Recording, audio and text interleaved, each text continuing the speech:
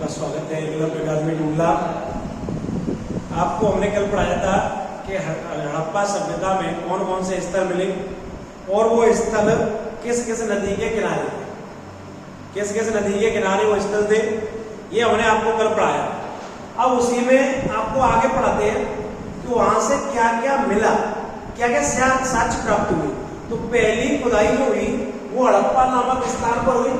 तो हड़प्पा से पहले क्या प्राप्त हुआ, तो जो हड़प्पा पे खुदाई हुई वहां से दो टीले दिखाई दिए। एक टीला था पूर्व का टीला जिसको नगर का टीला कहा जाता है, दूसरा था पश्चिम का टीला जिसे दुर्ग का टीला कहा जाता है। यानी एक पूर्व में और एक पश्चिम में, दो प्रकार के टीले वहां पर दिखाई दिए। नगर के टीले पर आम जो जनता थी, आम जो लोग थे वो रहते थे, और दुर्ग के टीले पर जो व्यापारी और जो समृद्ध लोग थे वो रहते थे। तो जो दुर्ग का टीला था ये ऊंचाई पर था और नगर का जो टीला था वो निचले स्तर पर बना होता था। दुर्ग का टीला इसलिए बनाया जाता था कि अगर कोई भी बाढ़ या कोई भी प्राकृतिक आपदा अगर होती है तो लोग दुर्ग के टीले की तरफ आ सके और रह सके। तो इस तरीके से दो टीले मिले।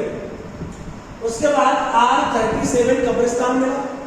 ये जो R37 कब्रिस्तान है आप पढ़ोगे तो आपको पता चलेगा कि इसमें R37 नाम की कब्र मिली, लेकिन उसी को R37 कब्रिस्तान कहा जाता है। तो हड़प्पा सभ्यता का सबसे बड़ा कब्रिस्तान कहां से मिला, वो मिला हड़प्पा नामक स्थान से। कब्रिस्तान दो जगह और मिले, एक कालीबंगा और एक लोथल। कालीबंगा लोथल में भी कब्रिस्तान पाई। इसके बाद श्रमिक बस्ती मिली, जिसमें 15 मकान मिले। उसके बाद अन्नागार मिला। लोग अपने अनाज को चबूतरे पर रखते थे नीम के पत्तों से, पहले नीम के पत्ते रखकर उसके बाद अनाज रखते थे जिससे उनका अनाज खराब ना हो। तो ऐसे अन्नागार एक मोहनजोदड़ो मिला है और एक लोथल मिला है।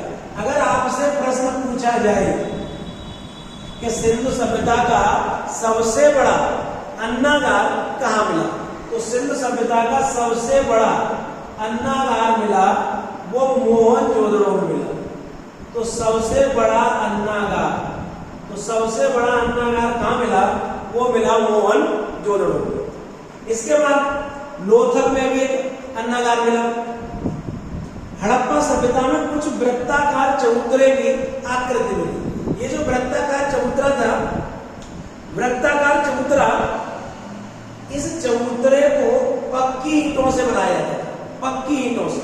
तो ईंटों का हड़प्पा सभ्यता में जो महत्व है, जो रेशियो है, वो रेशियो 4:2:1 का रेशियो है। हड़प्पा सभ्यता में रेशियो 4:2:1 का है ईंट का। 4 लंबाई, 2 चौड़ाई, 1 मोटाई, इस प्रकार के ईंट थी। हड़प्पा सभ्यता में कुछ ईंटों का और हम आपको वर्णन समझाते हैं। हड़प्पा सभ्यता में कुछ अलंकृत ईंटें भी मिली है। जो अलंकृत ईंटें हैं यानी जो सजावटी, तो अलंकृत ईंटें, सजावटी ईंटें हड़प्पा सभ्यता के लोग छज्जे में लगाते थे। छज्जे में मकान का जो छज्जा होता है उस पर लगाते थे। और जो फन्नीदार ईंटें होती थी वो ईंटें नालियों में लगाते थे। कुछ पक्की ईंटों से मकान बनते थे और कुओं का निर्माण भी पक्की ईंटों से होता था। कच्ची ईंटों से चबूतरा और इस प्रकार की वो अपने बनाते थे। तो ईंटों का ये प्रयोग है हड़प्पा सभ्यता में। इससे आगे एक सींग वाले पशु की मोहर मिली। जो एक सींग वाले पशु की मोहर मिली, आपने अगर मूवी देखी हो, इस मोहनजोदारो नाम की मूवी बनी है इस पर सभ्यता पर, उस सभ्यता पर जो मूवी बनी है उस मूवी में एक सींग वाले पशु की मोहर, एक सींग वाले पशु की आकृति को दिखाया गया है, अगर आपने देखी हो तो। अब ये था हमारा हड़प्पा सभ्यता से प्राप्त साक्ष्य। अब हम बात करते हैं मोहनजोदड़ो की। तो मोहनजोदड़ो के जो उत्खनन करता है उनका नाम है राखल दास बनर्जी। इन्होंने 1922 में मोहनजोदड़ो की खुदाई कराई जो कि हड़प्पा के पास में ही स्थान था। तो मोहनजोदड़ो की खुदाई में क्या क्या मिला, विशाल स्नानागार। अगर आपने देखा हो कई एग्जामों में पूछा जाने वाला प्रश्न है कि ये जो विशाल स्नानागार है वो कहां से मिला, तो विशाल स्नानागार मोहनजोदड़ो से मिला। इस स्नानागार के आसपास ही पुरोहित आवास बने होते थे। इस स्नानागार के आसपास पुरोहित आवास बने होते थे। विशाल स्नानागार में उतरने के लिए सीढ़ियां थी। तो सीढ़ियां वाला प्रश्न भी पूछा गया है कि सीढ़ियां किस दिशा में थी, तो उत्तर में थी और दक्षिण में थी। यानी दक्षिण से भी उतरते थे, उत्तर से भी जलाशय में मतलब स्नानागार में उतरते थे। इसके बाद एक सभा भवन बना मिला था।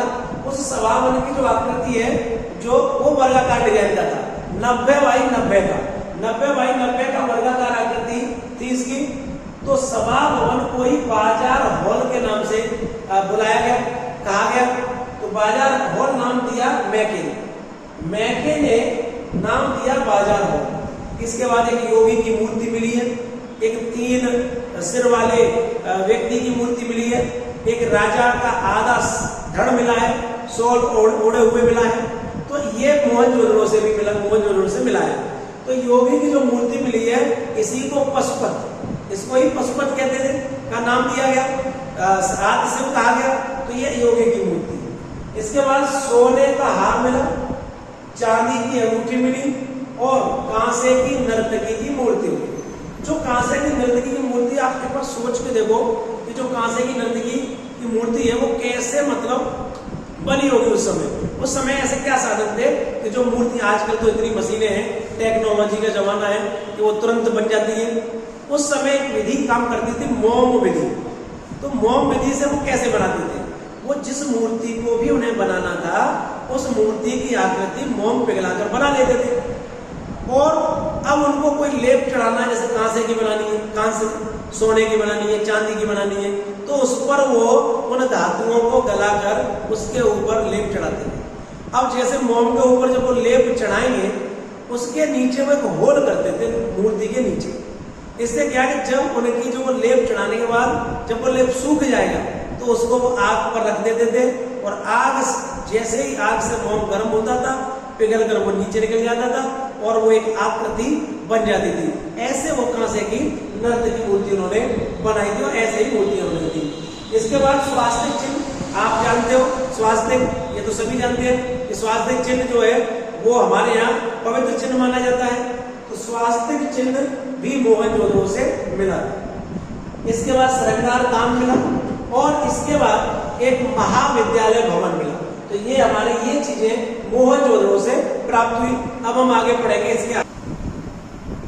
तो अब आपको आगे समझाते हैं गुजरात के। गुजरात में जो चीजें मिली, साक्ष्य मिले, गुजरात में किन किन स्थानों से मिले, तो हम इस एक बार में ही गुजरात को पढ़ लेंगे कि गुजरात के किस जगह से क्या क्या मिला। तो गुजरात में सबसे फेमस चीज क्या है, पुराना बंदरगाह सबसे क्या है, लोथल। तो अगर लोथल बंदरगाह सबसे पुराना है, तो उस लोथल बंदरगाह से क्या क्या मिला। पहला देखेंगे लोथल बंदरगाह को किस नामों से जाना जाता है। तो लोथल बंदरगाह को लघु हड़प्पा के नाम से जाना जाता है। लघु हड़प्पा मोस्ट इंपोर्टेंट, लघु हड़प्पा, लघु मोहनजोदड़ो। आपको ये तीनों जो उपनाम है ये मोस्ट इंपोर्टेंट है। किस सभ्यता पर, सभ्यता के किस स्थान को लघु हड़प्पा, लघु मोहनजोदड़ो कहा जाता है, तो वो है लोथल। वाणिज्यिक राजधानी इसलिए इसको कहा जाता है क्योंकि यहाँ ये प्राकृतिक बंदरगाह, पुराना बंदरगाह था। तो पुराना बंदरगाह था तो व्यापार विदेशों से यही से होना था, यही जहाज आने थे। तो इसलिए व्यापारिक राजधानी ये बन गया और इसलिए इसको वाणिज्यिक राजधानी के नाम से जाना जाता है। अब बात करते हैं कि प्राप्त यहाँ से क्या क्या प्राप्त साक्ष्य। पहले नंबर पे हवन कुंड, हवन कुंड अग्निवेदिका। तो अग्निवेदिका यहाँ से भी मिली और अग्निवेदिका कालीबंगा से भी मिली। अग्निवेदिका कालीबंगा से भी मिली। तो कालीबंगा से भी हवन कुंड मिले और हवन कुंड लोथल से भी मिले। इसके बाद रंगाई कुंड। तो रंगाई कुंड हमें ये सीधे सीधे बताता है उस समय भी कपड़ों की लगाई होती थी, तभी ये रंगाई कुंड बना हुआ। इसके बाद हाथी के दांत का पैमाना। अगर पैमाना मिल रहा है तो जरूर लोग पैमाइश के बारे में जानते होंगे। तो इस हाथी के दांत का पैमाना, तो यहाँ से दो चीज समझ में आई कि लोग माप तौल भी जानते थे और लोग हाथी का पालन भी, हाथी को भी जानते हो, तभी तो उसके दांत का पैमाना बना। दो चीजें क्लियर हुई कि पैमाने के बारे में जानते थे, हाथी के बारे में जानते थे। अब हड़प्पा के कुछ और स्थानों से पैमाने मिले। भाई क्षेत्र के साथ की बात होती है, तो किसी क्षेत्र में हाथी के दांत का पैमाना चला। इसी में आप देखोगे कि सीप का पैमाना, जो सीप का पैमाना मिला वो मोहनजोदड़ो से मिला। किससे मिला? मोहनजोदड़ो से। और तांबे का पैमाना हड़प्पा से मिला और मिट्टी का पैमाना कालीबंगा से मिला। तो इस तरीके से पैमाने के बारे में आप समझ लो। हाथी के दांत का पैमाना हमारा लोथल से मिला, सीप का पैमाना हमारा मोहनजोदड़ो से मिला, तांबे का पैमाना हमारा हड़प्पा से मिला और मिट्टी का पैमाना हमारा कालीबंगा से मिला। अब आगे चक्की के दो पार्ट में, इसका मतलब है कि लोग चक्की के बारे में भी जानकारी रखते थे। तो चक्की के दो पार्ट मिले हैं, फारस की मुद्रा मिली है और फारस की मुद्रा से ये समझ में आता है कि लोग जो हड़प्पा सभ्यता के उस समय जो लोग रहे होंगे उनका संबंध विदेशों में भी व्यापारिक रहा होगा। तो फारस की मुद्रा ये बताती है हड़प्पा सभ्यता में विदेशों से व्यापार होता था। बंदरगाह के साक्ष्य मिले जिसे गोदीवाड़ा कहते हैं। तो गोदीवाड़ा के साक्ष्य किस जगह से मिले हैं? लोथल से, क्योंकि लोथल बंदरगाह था। अब इस सभ्यता में कुछ और बंदरगाहें, हालांकि ये बहुत फेमस बंदरगाह नहीं है, लेकिन फिर भी अगर ये प्रश्न बने इनमें से कौन बंदरगाह नहीं है, तो इनमें से कौन बंदरगाह नहीं है, तब ये प्रश्न कठिन हो जाए। इसलिए हमें ये थोड़ा ध्यान में रखना होगा कि बंदरगाह भगतराव, सुल्तानगढ़, सोनकापोर और मालवण ये गुजरात में बंदरगाह पाए, ये बलूचिस्तान, गुजरात, तो ये जो बंदरगाह है वो बंदरगाह सिंधु सभ्यता में भी पाए गए। तो ये रहा हमारा गुजरात में लोथल। अब गुजरात में एक और प्रसिद्ध स्थान आता है धौलावीरा। तो धौलावीरा का अर्थ सफेद कुआं। सफेद कुआं का मतलब ये था उस समय कुआं को जो प्रयोग था कुआं का, वो अपना पानी पीने के लिए, सिंचाई के लिए, इन सब का करते थे। इसके बाद धौलावीरा की जो आकृति थी वो एक आयताकार नगर की थी। धौलावीरा एक आयताकार नगर के रूप में बसा था।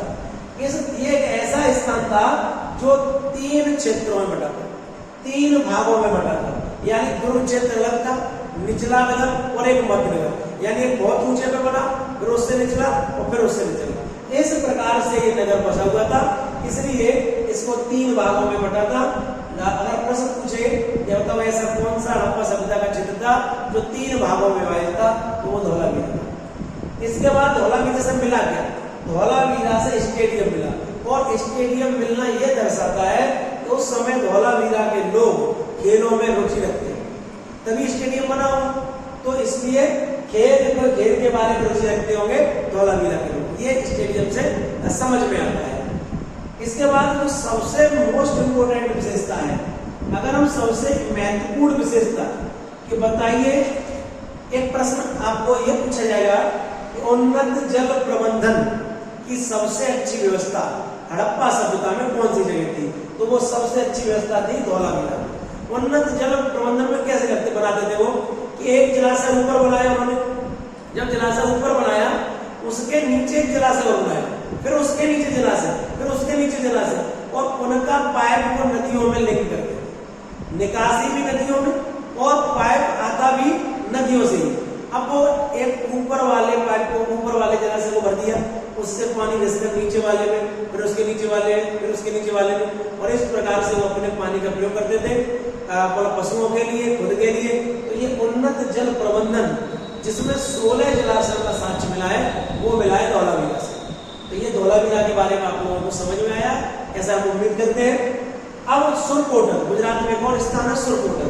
तो ये हमने कल भी वीडियो में समझाया था कि जो सुरकोटल का प्रश्न बना था कि घोड़े की हड्डियां कहां से मिली, तो वो सुरकोटल से मिली। इसके अलावा कलश समाधान, मतलब दफनाने के जो साक्ष्य मिले हैं कलश के रूप में, वो सुरकोटल से मिले हैं। और गुजरात का एक रंगपुर, यहाँ से धान के भूसे का ढेर मिला है। तो हम उम्मीद करते हैं कि ये आप समझ में आ गया होगा। तो देखो, आपको अभी हमने पढ़ाया गुजरात के बारे में, अब हम उसके बाद पढ़ाते हैं राजस्थान। तो राजस्थान में स्थान मिला था कालीबंगा। तो जब कालीबंगा की खुदाई हुई तो वहां पर कई प्रकार के साक्ष्य मिले। प्रत्येक घर में कुआं, बीच घर में कुआं, कालीबंगा की विशेषता थी। ये मतलब कालीबंगा में घर घर कुएं मिले। उसके बाद कालीबंगा का अर्थ काली चूड़ियों से, क्योंकि उसकी पहचान काली चूड़ियों से वहां इस प्रकार के मतलब वो मिले, पदार्थ मिले। उसके बाद कालीबंगा में क्या क्या मिला? ऊंट की हड्डियों का साक्ष्य मिला। तो ऊंट की हड्डियों का साक्ष्य कालीबंगा से मिला। जबकि घोड़े की हड्डियों का साक्ष्य कहां से मिला? घोड़े की हड्डियों का साक्ष्य मिला था सुरकोटक से, और ये ऊंट की हड्डियों का साक्ष्य कहां से मिला? कालीबंगा से। तो दोनों हड्डियों में अंतर समझ में आया, ऊंट की और घोड़े की। इसके बाद कालीबंगा में जूते खेत का साक्ष्य, शल्य चिकित्सा के साक्ष्य, शल्य चिकित्सा सर्जरी। तो ये सर्जरी का जो साक्ष्य मिला है वो क्या था? वो एक बच्चे की खोपड़ी मिली और उस खोपड़ी में 6 छेद थे। तो खोपड़ी में जब 6 छेद थे तो उसे अनुमान लगाया था कि बच्चे को कोई ऐसी बीमारी रही होगी जिससे उसकी सर्जरी करनी पड़ी होगी, शल्य चिकित्सा करनी पड़ी होगी। इसलिए शल्य चिकित्सा के साक्ष्य कहां से मिले? कालीबंगा से। अंडाकार कब्र, कब्र जब हम आगे पढ़ाएंगे, उनके रहन सहन के तरीकों को पढ़ाएंगे उसमें दाह संस्कार कैसे कैसे होते थे, कितने प्रकार से होते थे और किस किस जगह कौन सा दाह संस्कार होता था, तो उसी में कब्र पाएगी अंडाकार कब्र। इसके बाद सर्वप्रथम भूकंप के साक्ष्य भी कालीबंगा से मिले। तो कालीबंगा से ऊंट की हड्डियों के साक्ष्य, जूते खेत का साक्ष्य, शल्य चिकित्सा के साक्ष्य, अंडाकार कब्र और सर्वप्रथम भूकंप के साक्ष्य, ये चीजें हमारी कालीबंगा से प्राप्त हुई। इसके बाद बनवाली, जो बनवाली है ये हमारा हरियाणा हिसार क्षेत्र में पड़ता है। यहाँ से मिट्टी का एक हल मिला था खिलौने के रूप में। तो इसका मतलब है उस समय हल चलते होंगे बनवाली में और हल से ही काम होता होगा खेती बाड़ी का, इसलिए मिट्टी का हल के रूप का एक खिलौना मिला। चन्नू दड़ो पाकिस्तान, यहाँ से क्या क्या मिला? तो यहाँ से कुत्ते बिल्ली के पंजे के निशान। अगर कुत्ते बिल्ली के पंजे के निशान ईंट पर मिले थे, तो ईंट पर जो कुत्ते बिल्ली के पंजे के निशान मिले, तो इससे पता चलता है कि कुत्ते बिल्ली को पालते होंगे लोग चन्नू दड़ो। इसके बाद बेलनाकार मोहरे मिली, अलंकृत हाथी मिला, लिपस्टिक मिली। तो लिपस्टिक से समझ में आता है कि श्रृंगार करते होंगे, उस समय जो महिलाएं आती होंगी श्रृंगार करती होंगी। मनका बनाने का कारखाना, तो मनका का मतलब है जो आभूषण माला बनाई जाती है वो मनके से बनाई जाती थी। तो इससे हमें ये और समझ में आता है कि जो आभूषण, यानी उस समय के लोग आभूषण पहनते होंगे। और कहा यह जाता है, आप जब पढ़ोगे आगे हम जब पढ़ाएंगे, तो आभूषण में पुरुष और स्त्रियां दोनों ही आभूषण पहनते थे। तो ये सिंधु सभ्यता की विशेषता है, तो ये विशेषताओं में हम आपको पढ़ाएंगे। यहाँ से वक्राकार ईंटें मिली, यानी ईंटों का जो आकार आज देखते हैं, पहले जो देखा गया उनसे हटकर टेढ़ी मेढ़ी ईंटें मिली। ये ईंटें चन्नू दड़ो मिली। तो टेढ़ी मेढ़ी ईंटें का जो आकार है वो चन्नू दड़ो से। इसके बाद रोपड़, ये जो रोपड़ स्थान है वो पंजाब में आधुनिक, इसका नाम है रूपनगर, आधुनिक रूपनगर है। तो यहाँ से मानव के साथ कुत्ते को दफनाने का साक्ष्य, अर्थात जो कुत्ता का जिसने पालन किया होगा और किसी वजह से उस समय ऐसा रहा होगा कि मान लो कुत्ता व्यक्ति खत्म हो गया होगा और कुत्ते को उसके साथ दफना दिया गया, अर्थात उसका जो लगाव रहा होगा वो ज्यादा रहा होगा। तो इससे यह समझ में आता है कि कुत्ते का पालन भी रोपड़ में होता था, यानी सिंधु सभ्यता में होता था। तांबे की कुल्हाड़ी में, तांबे धातु का मतलब प्रचलन था उस समय। आलमगीरपुर, ये एकमात्र ऐसा स्थान है जो यूपी में, तो हड़प्पा सभ्यता का एकमात्र स्थान जो यूपी में है वो है आलमगीरपुर। ये मेरठ का जो क्षेत्र है, मेरठ के आसपास का क्षेत्र है आलमगीरपुर। तो इससे यहाँ से क्या क्या मिला? मृत भांड का मतलब मिट्टी के बर्तन, और मिट्टी के बर्तन पर गिलहरी का चित्र मिला और आटा बेलने की चौकी मिली। तो ये आज हमने आपको समझाया कि आटा बेलने की चौकी, यानी ये हमने समझाया कौन कौन सी जगह से क्या क्या मिला। अब आगे हम इसमें थोड़ा सा रह गया, उसको पढ़ाते हैं, आगे देखते हैं। अब देखो उससे आगे आपको पढ़ते हैं। अब तक हमने आपको ये पढ़ाया कि कहाँ से क्या क्या साक्ष्य मिले। तो जितना परीक्षा की दृष्टि से महत्वपूर्ण है यूपी SSC पे, और यहाँ तक कि हमारा ये मानना है कि आप सिंधु सभ्यता एक बार ये पढ़ लो, हमारी एक बार पढ़ लो, उसके बाद आप अपनी किताबों से पढ़ना, टीचरों से जो भी पढ़ा रहे हैं उनसे पढ़ना, फिर आप एक कंपेरिजन करना कि आपने क्या पढ़ा है। ठीक है, तो आप एक बार सिंधु सभ्यता को पढ़ के देखें। तो हमने जितना भी इम्पोर्टेंट फैक्ट है परीक्षा की दृष्टि से वो टोटल क्लियर कराया। तो टोटल 7 हमने करा दिया आपको। इसके बाद आप देखते हैं कुछ इंपॉर्टेंट चीजें उसमें थी जो बची हैं। इसके साथ क्या क्या था वो आप समझे। हमने आपको नगर बताए, हड़प्पा सभ्यता के कुछ नगर बताए। तो हड़प्पा सभ्यता के अगर नगरों की संख्या पूछे तो हड़प्पा सभ्यता के नगरों की संख्या हमारे 7 है। हड़प्पा सभ्यता के नगरों की संख्या कितनी है? 7। अब 7 प्रश्न ऐसे पूछा जाता है इनमें से कौन सा नगर हड़प्पा सभ्यता से नगर हड़प्पा सभ्यता कौन सा नगर नहीं है। तो जो 7 नगर है उनको आप गौर करें। हड़प्पा, मोहनजोदड़ो, चन्नूनड़ो, धौलावीरा, लोथल, कालीबंगा और बनवाली, ये 7 नगर हैं। ये 7 नगर हैं जो आप इसको याद रख सकते हो। ठीक है, 7 नगरों को याद रख सकते हो। तो हड़प्पा भी पढ़ा दिया हमने, मोहनजोदड़ो पढ़ा दिया, चन्नूनड़ो, धौलावीरा, लोथल, कालीबंगा और बनवाली, ये 7 नगर हैं। इनमें से कौन नगर की श्रेणी में नहीं है, वो आप इनके अलावा जो बचे वो नगर नहीं होंगे हड़प्पा सभ्यता। हालांकि बाद में जो कई किताब लिख के दे देती है नगर है, लेकिन नगरों की संख्या 7 ही बताइए। अब आपको इसमें देखते हैं प्रश्न पूछा जाता है कि क्षेत्रफल की दृष्टि से कौन बड़ा है कौन छोटा है। क्षेत्रफल की दृष्टि से जो आरोही क्रम में अवरोही क्रम में सजाइए, तो उसके जो प्रश्न बनता है उसको लेकर हमने आपको समझाने का प्रयास कर रहे हैं कि क्षेत्रफल की दृष्टि से बड़े स्थल। तो जो राखीगढ़ी है भारत में हरियाणा के हिसार जिले में पड़ता है। राखीगढ़ी ये पूरी सिंधु सभ्यता का सबसे बड़ा स्थल है। आपको एग्जाम में, किताबों में, सब में राखीगढ़ी मिलेगा कि राखीगढ़ी सबसे बड़ा स्थल है। लेकिन हम आपको एक पॉइंट और यहाँ बताना चाहेंगे कि पाकिस्तान का गनेरी वाला सभ्यता का सबसे बड़ा स्थल माना जाता है, लेकिन उसको सही तरीके से उनके साक्ष्य न मिल पाने से उनका उसका नाम किताबों में नहीं आता। लेकिन पाकिस्तान का गनेरी वाला आपको कहीं न कहीं लिखा मिल जाएगा, पाकिस्तान का गनेरी वाला। तो जो परीक्षा की दृष्टि से इंपोर्टेंट है वही हम आपको समझाने का प्रयास करेंगे, और जो अब तक आयोग वगैरह ने पूछे प्रश्न उनसे ही हम आपको बताएंगे। तो क्षेत्रफल की दृष्टि से सबसे बड़ा स्थल राखीगढ़ी। तो राखीगढ़ी भारत का भी सबसे बड़ा स्थल है और पूरी सभ्यता का भी सबसे बड़ा स्थल है राखीगढ़ी। समझ में आ गया होगा। फिर राखीगढ़ी के बाद मोहनजोदड़ो, मोहनजोदड़ो का हड़प्पा। तो दोनों में प्रश्न में एक संबंध समझो कि मोहनजोदड़ो और हड़प्पा में कौन बड़ा रहा। तो हड़प्पा और मोहनजोदड़ो में क्षेत्रफल में मोहनजोदड़ो बड़ा। खुदाई बेशक हड़प्पा की पहले हुई पर एरिया किसका बड़ा है? मोहनजोदड़ो। हड़प्पा के बाद धौलावीरा। तो ये प्रश्न भी बना था तो भारत का दूसरा बड़ा स्थल आप बताइए। तो भारत का पहला सबसे बड़ा स्थल राखीगढ़ी हरियाणा हिसार जिले में, और धौलावीरा गुजरात में, ये भारत का दूसरा बड़ा स्थल है। और उसके अगले क्रम में कालीबंगा। तो इस प्रकार से एक क्रम रहा। उम्मीद करते हैं आपको ये वीडियो पसंद आता है।